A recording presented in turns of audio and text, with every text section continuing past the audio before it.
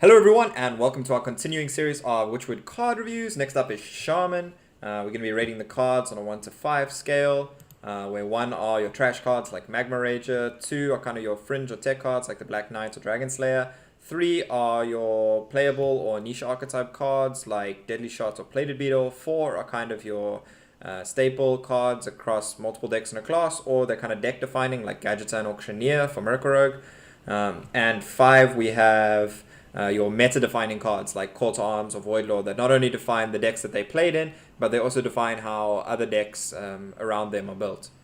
So let's start off with the first Shaman we have. We have the so-called OP card. We have Hagatha the Witch, the centerpiece in a way of the Witchwood, the big baddie, the antagonist, and the only hero card in the set. Hagatha is an 8 mana hero card with Battle Cry, deal 3 damage to all minions. As with all the other hero cards, it comes into play with 5 armor, or it gives you 5 armor when it comes into play.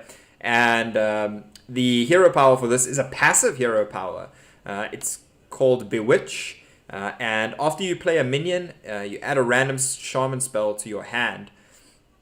So, let's first start off with the Battle Cry.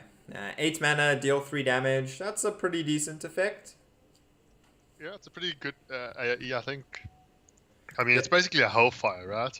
Yep. I mean, well, minus the damage to the face, but it's it's a symmetrical board clear. Yeah. So if it will also clear your minions as well if you have any. Yeah. The important thing to note is kind of on turn 8 when Hagatha is coming down, the 3 damage might not be anywhere near as impactful as something like a Hellfire is on turn 4. So that's definitely something to measure. You might need to make some trades to facilitate Hagatha being as impactful as you want, but it's still a pretty decent battle cry. So next, moving on to the hero power. There's quite a few bad shaman spells in the pool. We've got some of the free shaman spells like cryostasis and cryostasis and there's another free avalanche is pretty bad actually. Well, Avalanche is not that bad because it's semi-removal in a way. Yeah, okay. It's pretty inefficient, but it's not... Cryostasis is a really terrible one. Ancestral Healing is pretty bad. Yeah, Totemic Might.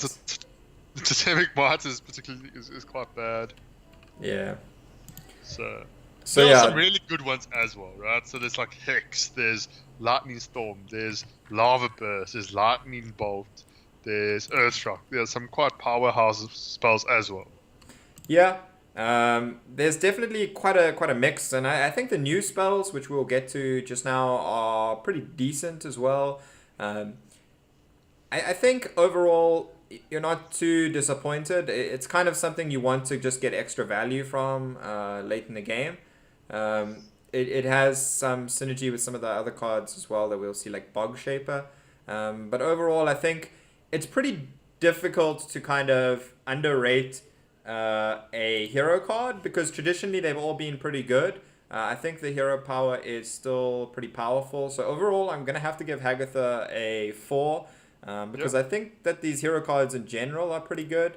And I think Hagatha should still be good herself. And a lot of them are like sort of quite defining in terms of the class. A lot of them tend to be very class defining as well. Because they're so powerful. You want to try and angle your deck as much as you can towards optimally using that card, right? Yeah, which we will see an example of just now when we get to our deck lists. But next up we have the other legendary for the set, for Shaman, is Shadowwalk. Shadowwalk is a 9 mana 6/6 with Battle Cry, repeats all other Battle Cries from cards you played this game. Targets chosen randomly. So it's kind of almost a little similar to Tess in the wording, right? Except you're not repeating cards from your opponent. You're repeating your own battle cries, which means you can control Shadowwalk a lot more as to what its effect is going to be. And in fact, there is kind of a kind of OTK combo with Shadowwalk. It takes quite a bit of setting up, but if we look at it, it kind of involves 3 key cards. You can do more to make it more reliable as well, but it involves the 3 key cards being Grumble, World Shaker, Serenite Chain Gang, and Life Drinker. So the way Shadowwalk works with something like Serenite Chain Gang, what's important to realize is Serenite Chain Gang's battle cry reads summon a copy of this minion. So it will actually summon a copy of Shadowwalk itself. Then if Grumble activates after the Serenite Chain Gang, Grumble reads return your other minions to your hand, they cost 1. So the original Shadowwalk will return the Serenite Chain Gang copied Shadowwalk to your hand, which will then cost 1. And if you've also played Life Drinker, then Shadowwalk is also going to deal 3 damage to the opponent and restore 3 health to you. So now, if you get the Serenite Chain Gang effect before the Grumble effect, which is the key here, then you're going to get back a 1 mana cost Shadowwalk, and you can keep trying to repeat that with now your 1 mana cost Shadowwalk, up to 10 times. And if you do that 10 times, that's going to be at least 30 damage to your opponent, and also 30 healing to you, which is pretty irrelevant at that point. But, if you've played 2 Life Drinkers, you get it off with less. You need less of the 1 mana cost Shadowwalks to make it work. And if you play 2 Serenite Chain Gangs before you play 1 Grumble, you've got a 66% chance of the Chain Gang effect happening before the Grumble effect. Because it's quite important to note here that Shadowwalk, the battle cries happen in a random order. So unfortunately, you can't just set it up for a exactly reliable OTK. And it does take quite a bit of work to get there. I just want to see this combo. I want to see this combo go off. Yeah, it's definitely, you kind of have to do some suboptimal things in order to kind of get there. If there's a world in which you even manage to Grumble your Serenites, you can more reliably get more copies of Serenites in your hand, and then you have more Serenite effects, which means the Grumble on the Shadowwalk is more likely to work for you as well. Because if, let's say, you get 4 Shadowwalks copied and then the Grumble effect, you get 4 1 mana cost Shadowwalks, which means you're almost going to be guaranteed to get the combo, the OTK combo at that turn. So it's definitely going to take some skill as to how you set up and maximize your battle cries. But the other important thing is to just not die before that happens. That's quite good. That's quite an important part of combo decks. Yeah, because this is at best the turn 10 combo. So we're gonna have a look at a deck that actually kind of builds towards this combo when we get to the deck lists. But I think it's just important to realize that there is this combo existing for Shadowwalk, and that looking at how some of these battle cries actually interact with Shadowwalk is really interesting. There's some other useful cards we'll get to the other useful cards when we get to the deck list, I think. So for me, I think Shadowwalk is a 4. I think that it's actually going to have some really interesting uses, and it's definitely going to have decks built purely around it, which makes it a deck-defining card, and therefore, for me, it gets a rating of 4. Do you agree on the Shadowwalk rating? I'm gonna take the silence from Pandemonia as agreement on on the rating of Shadowwalk. Moving on to the next card, then we have Bugshaper. Bugshaper is a 7 mana 4/8 elemental with whenever you cast a spell, draw a random minion from your deck, and this is kind of pretty cool. There's a few cheap shaman spells you can synergize with this to get multiple draws in a single turn, and it can be quite powerful to tutor specific minions like Shadowwalk from your deck. So, I think Bugshaper does definitely have some interesting usage, and the fact that it's an elemental can be somewhat significant as well. Hello? Hi. Yeah, so connection's sketchy. Yeah, it seems having some connection issues. But, do you think the fact that Bugshaper is an elemental is going to be good? Is it going to be something worth using in an elemental deck even? I think so. You could potentially, get, like we, mentioned, you can get of, what's the word? Servant of Kalemos. Yeah. But, it's basically just a value engine, right? Sure. And the fact that, being able to search for cards, just getting more value, I think could be quite a powerful effect. Yeah, and it's a way to make your Totemic Mites and Ancestral Healings from your Hagatha into reasonable cards, actually drawing a minion. And obviously synergizes quite well with Haggith because getting the more minions to your hands mean you can get more spells and you can make your Bogshapers better. You can also make it cheaper with something like Fireplume Harbinger to have those really big draw turns. And even with Zap, I think. I mean, yeah, just, Zap is we'll speak about Zap. I was just thinking, it's like, yeah. Yeah. But I mean, overall, where do you think that really leaves Bogshaper? Bugshaper, for me, I'm going to give it a 3. I think it's a solid card. Yeah. I don't think it's a kind of card that you make a deck around, but I think it can complement quite a few of the Shaman decks that pop up quite nicely. So that's why I give it a 3. Yeah, I think I agree. I think I was definitely underrating this at first, and when I started building some decks, I kind of realized how good Bogshaper is as a way of getting your combo pieces. And just making sure you never really run out of cards in Shaman. And Shaman generally lacks a lot of card draw, so I think Bogshaper can be quite powerful for that reason as well. So I think I'm also going to give Bogshaper a 3. I think it can definitely suit a lot of these kind of niche decks quite well.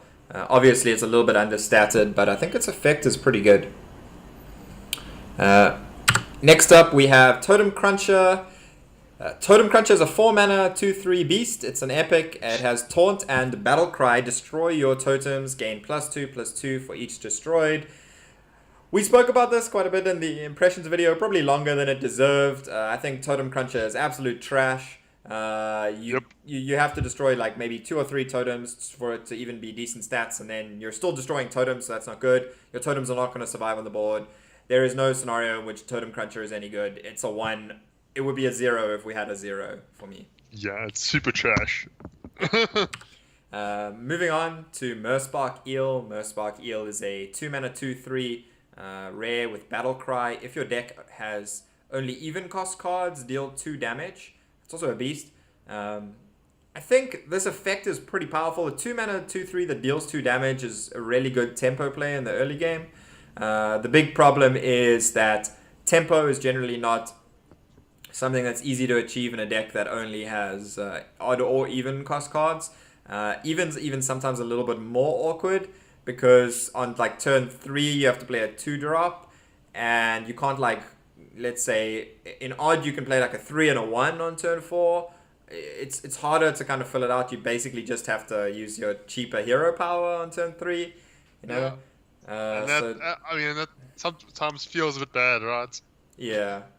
I do definitely think this is probably the best even cost card reward kind of thing we've seen. I think this is far better than Gen. I think Gen Greymane. I think honestly you would only play Odd Shaman because of Merspark Eel, and then you would just put Gen Greymane in the deck to help your deck along. Because you've kind of set up this restriction, you may as well. So I think the Merspark Eel is actually kind of a 4 because it's deck defining for Odd Shaman. Now, I don't think Odd Shaman is going to be very good, but I do think that Even Shaman is going to be very good, but I do think that Merspark Eel is the only reason to play it. I think it's good, but like I'm not gonna. I would just give it a 3 more than a 4. I wouldn't go as I'm not gonna go as crazily high as 4 or 5. Yeah, I think the deck might be a thing when we get more cards and the card pool gets bigger and there's maybe more of a way to kind of play this deck. But the good old Hex nerf from 3 to 4 mana also does help even cost Shaman. Something worth noting. Blizzard thinking ahead there. Secret Hex buff. Next up we have Earthen Might. Earthen Might is a 2-mana rare spell. It reads, give a minion +2/+2. If it's an elemental, add a random elemental to your hand. So reminiscent of Mark of Yashaj from Druid, kind of following a similar line of allowing you to curve out and have some buff elementals. Firefly on 1 into Earthen Might, for instance. You kind of get a 3/4 on 2, which is not so bad. And you get the free. So this is obviously different from Mark of Yashaj. Instead of drawing a card, you get a random elemental to your hand. Yeah. So usually drawing a card is probably better because it's a card from your deck, but the random elemental, there is the chance it could be better because it could get you a card like Grumble, I believe, is an elemental, Yeah. and Kalimos. So it could. Yeah. So the possible payoffs are that it could get you a really high impact like a legendary elemental, or just all around solid minion elemental like let's say even Blaze Caller. Yeah. And just a power. There are some powerful high rolls.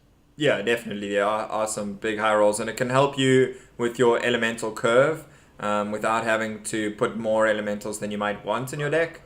So I think Earthen Might is pretty decent. I think it definitely helps out the elemental decks. I'm not sure if the elemental decks are going to be the best direction for Shaman to go, but I think Earthen Might is definitely something that does kind of push you in that direction. I think it's a solid 3 for me. Yeah, definitely a 3 for me as well. Like it's a card that will help it, but it won't be the reason why you built that deck. Yeah. Next up, we have Blazing Invocation. Blazing Invocation is a 1-mana Shaman spell with that reads Discover a Battlecry minion. So obviously, Battlecry minions work well with Shudderwock. Shudderwock. And I mean, you can discover Shudderwock itself from Blazing Invocation. Yeah. Kind of a possible reason to play it in that deck. You can discover, cards like Kalimos as well. There's so many. The really nice thing of Battlecry, and why I think this is much better than previously. There was one about this. There was one that said Discover Overload. Is that there are so many Battlecries and so many of them are versatile. Like there's so many different effects. Yeah, and because of the Discover, you're more likely to get your Shaman specific ones. You can also get like Merspark, Eel, Grumble. Yeah. Merspark Eel is not going to work that well in a deck with Blazing Invocation because chances are you've got some odd cards in your deck, as you kind of have to in order to have Blazing Invocation. But the other ones are pretty good. Grumble, Shudderwock, at least in the right deck. Even Fire Elemental and Blaze Caller aren't that bad. Yeah.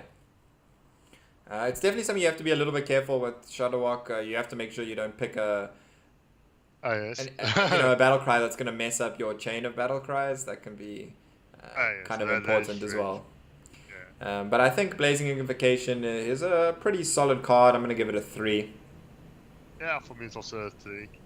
It's also a pretty decent card to get off your Hagatha random spell generation. So it does help in increasing the pool. It's one of the better spells to get.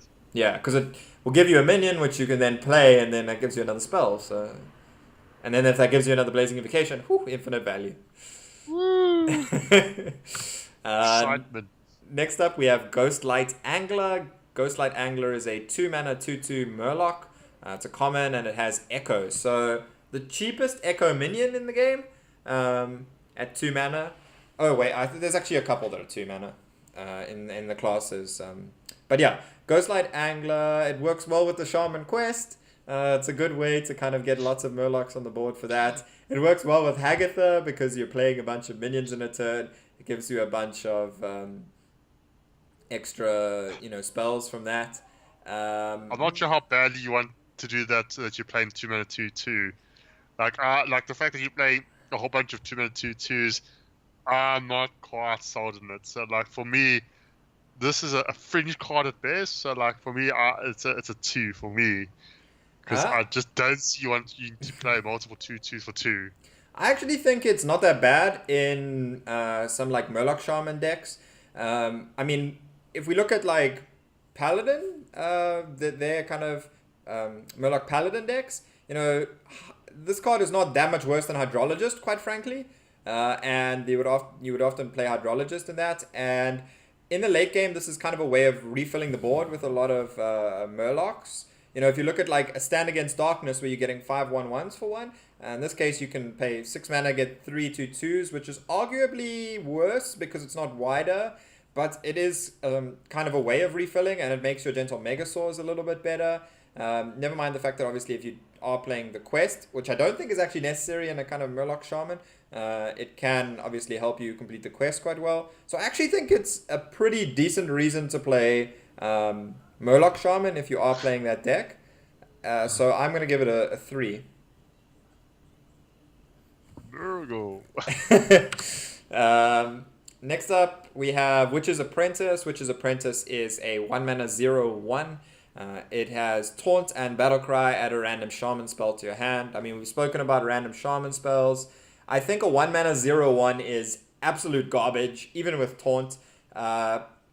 People compare it to Babbling Book, but Babbling Book at least had 1 damage on it, and that 1 damage is not irrelevant on turn 1, whereas a 1 mana 0/1 is irrelevant on turn 1. So it's basically 1 mana to add a random Shaman spell to your hand, and I think it's absolute trash for that reason.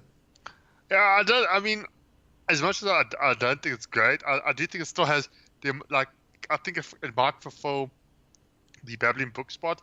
So I suspect there are times where maybe there's some Shaman decks that will run it just for the value.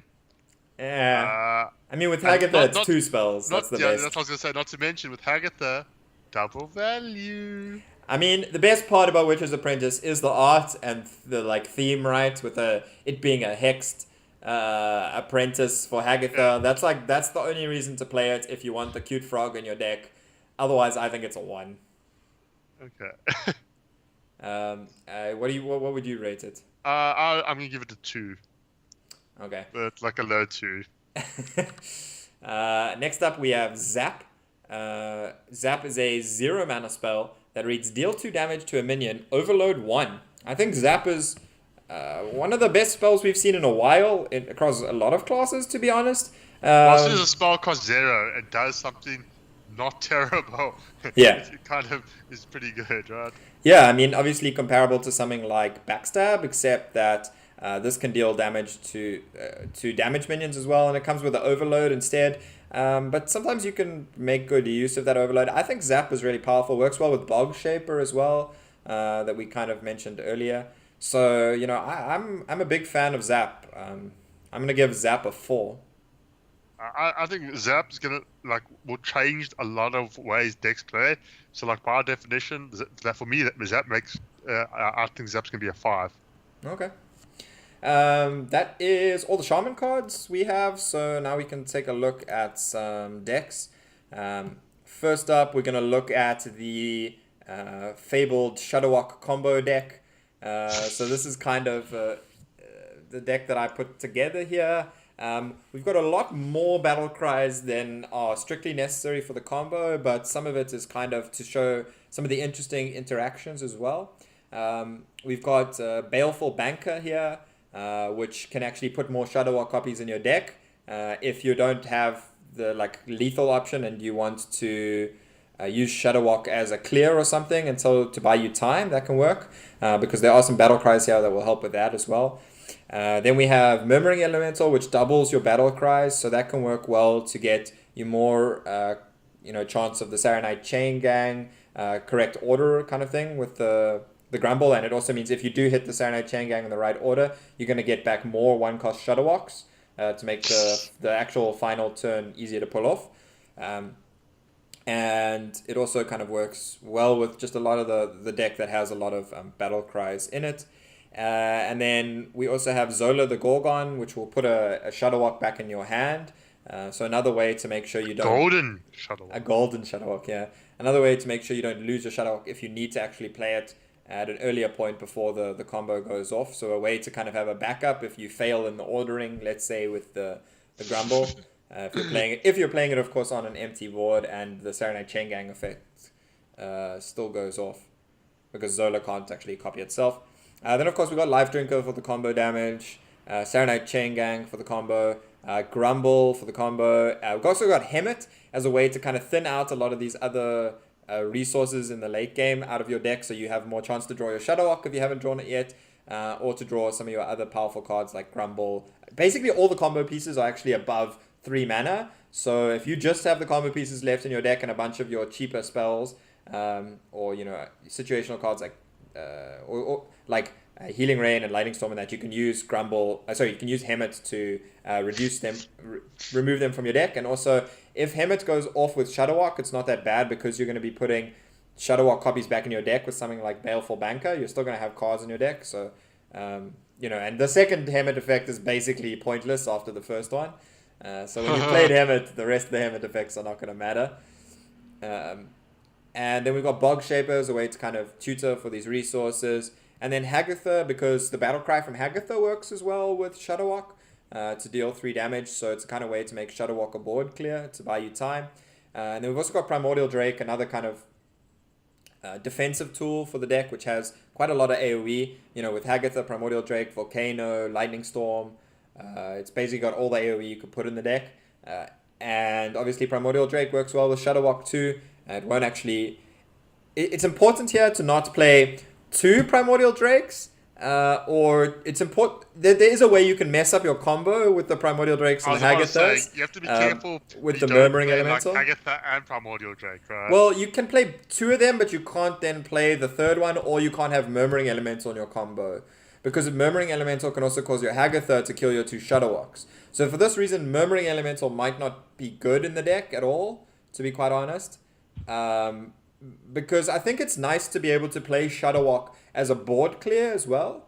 Before you have all the pieces maybe assembled for the combo. If it's going to put it back in your deck, or if it's going to put it back in your hand with something like the Zola or the Baleful Banker. So I think...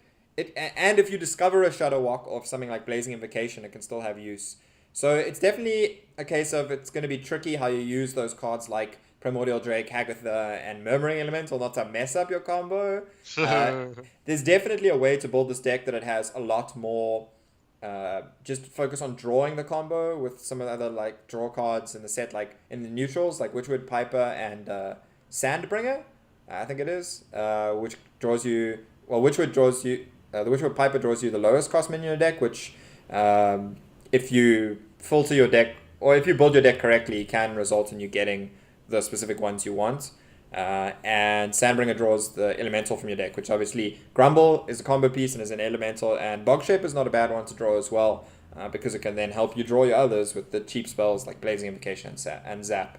So this is kind of a more defensive control version to be a little bit more anti-aggro that I built, but I definitely think you can also build a more cycle heavy version if it's more of a control meta. Realistically, I don't know how good the Shadow Walk combo is. With these kind of combo decks, it's kind of a case of you have to kind of play them and test them out, really, right? To see I'm so keen to just see this deck, though. Yeah, I think it's definitely a deck to be excited about. I want to see it get pulled off, right? Yeah. Okay, so moving on to the next deck, we have an Elemental Shaman deck that you provided here. Some familiar faces in here, like Shadow Walk and Grumble and Zap. You're not running the Serenite Chain Gangs or the Life Drinker, though, for any of that possible, Shadow Walk OTK. But so I'm running more the Shadow Walk for the sort of just the value. Yeah. So like the entire deck is mostly a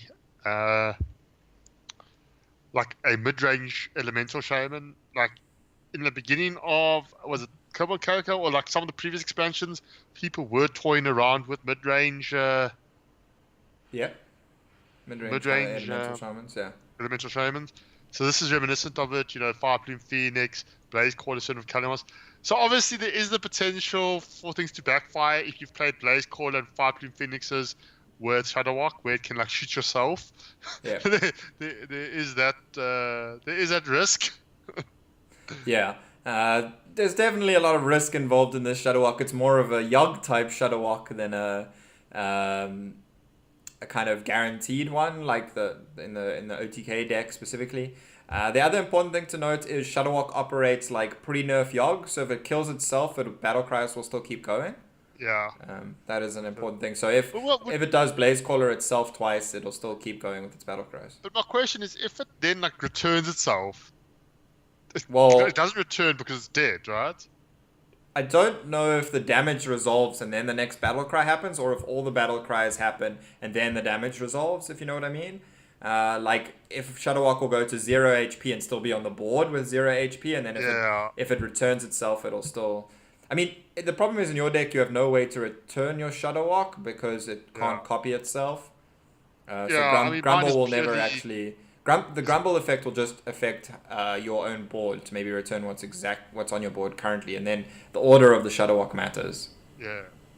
Yeah, personally, I don't really like Shadow Walk in this deck because of how RNG-ish it can be. But I definitely think the Elemental Shell might be pretty decent as kind of a mid-range deck, and Hex is a powerful tool now as Yeah, well. there's lots of one-offs that obviously I think you'll end up tuning it depending on the meta. Like, especially Zap, you could easily go up to 2 Zaps and then maybe cut the Volcano. You know, like, it all depends on what the meta shapes up to be, I think. Yeah. And obviously, you've got the Servant of Kalamos for your multiple Kalamos Primal Lords. Another important thing to note with Shadowwalk with Kalamos is that it picks like randomly from the 4 possible Kalamos options. So you can't get it to specifically repeat the Kalamos option you want, unfortunately. Yeah, because that would also been sort of a possible combo tool if you just did the deal 6 damage. Yeah. And then you just found a way to repeat that. So yeah, I mean, I think the Elemental Shaman is definitely an option going forward. Yeah. And then finally, a lot more value, right? Yeah. It is a mid-range deck that has a lot of value generation, partly because of Hagatha as well. Yeah. And I think the Elemental Shell is a very good shell for Hagatha because you have so many minions in the deck naturally. And then if we look at a Shaman deck that doesn't have very many minions in it, this is the kind of Overload Control Shaman, which has been a bit of a pet project of mine since Snow Fury Giant and the Spellstone kind of have been out. It's a little similar to a lot of the versions before. We've got a lot of Overload cards. Zap, I think, helps the deck quite a bit, and Bugshaper is quite nice as well because you can combine it with some of the cheap spells like Zap and Lightning Bolt in order to draw out the Snow Fury Giants that you need. And then the kind of combo here is to just put 4 Snow Fury Giants on the board by playing a Snow Fury Giant, playing Ancestral Spirit on it ideally, or possibly even Spirit Echo, and then playing the lesser Sapphire Spellstones, copy it 3 times, so you end up with 4 8/8s that get returned to your hand when they die if you've put Spirit Echo on them, or that just get respawn on the board when they die if it's Ancestral Spirit. So that's kind of the late game threat for this kind of deck, which is largely otherwise control spells and control tools. Even got some Drakari defenders in there, which honestly, when I tested this deck previously, weren't very good, but I figured they would be an interesting inclusion this time, at least to see, but ultimately probably they're not good enough, to be honest. You'd probably even run like Lava Burst over them as kind of single target removal. And obviously you've got the Earth Elemental, that's another kind of target you can copy if it sticks to the board at any point for some, like a massive taunt wall. So, I mean, I don't think Overload Shaman is going to be particularly strong, to be quite honest. It also loses all the ways to get rid of Overload in Eternal Sentinel, which was the only remaining one. So that doesn't help. But if the meta is very aggro, then this deck does have a way to kind of be very controlling, and does have some kind of late game in the Snow Fury Giant board. And Devolve is going away, so no Shamans are going to be able to devolve all your Giants. There's no way to deal with the board of Giants, right? Other than my question that you've posed previously is Void Lord. Yes, sure, but you have Hex for Void Lord, right? That's the idea of this deck. So you can Hex the Void Lords or Hex the Rin, but realistically you never get to Hex the Rin. Rin is honestly a bigger problem than Void Lord for this deck, because it takes time for you to get all your stuff, because draw is a weakness of this deck, which is why Bugshaper is a big thing to help. Manatite, I presume. Yeah, it's got the Manatite totems as well. And Blood Mage Starnurse. You can always Ancestral Blood Mage Starnurse, right, for the extra card draw.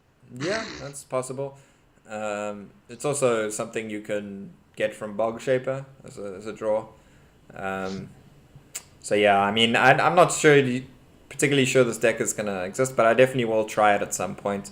I think Shaman overall is going to be in a better state than it was before. I think the Shadowwalk and Elemental package is better relevant to what they were up against before with what they had. I think losing the losing Evolve and Doppelgangster specifically is not so bad. I think that Shaman, which was kind of possibly the worst, if not the second worst class, is going to move up because other classes are moving down. and Shaman is kind of staying relatively similar, maybe increasing a little bit in its power level. I mean, if we look at just what we rated the Shaman cards, they were pretty decent. You know, it's also getting another another hero card, and that's pretty good. Yeah, I foresee Shaman kind of moving up, definitely being in the top half of decks to play. Yeah. Also, if we do have a very Void Lord dominated meta, Hex is a pretty good answer to them. So that helps as well. So yeah, I mean, that's all we have for Shaman. Make sure you check out the other class videos for reviews for those cards, as well as the neutral one that will be at the end. And if you want to give us any feedback or share any deck ideas you have, maybe you have a different Shutterwalk list in particular, as I know a lot of people are brewing those. You can share it in the comments. You can also tweet at us at PandemoniaZA for Pandemonia over there, and at dib_gaming for myself. So also please go ahead and like and subscribe and share the video as much as you want. It's always great to get our ideas out there, and then more people will know if we were wrong when we're horribly wrong, or if we were right and we can look like geniuses. So I'm hoping the latter. So until the next video, cheerio. Cheers.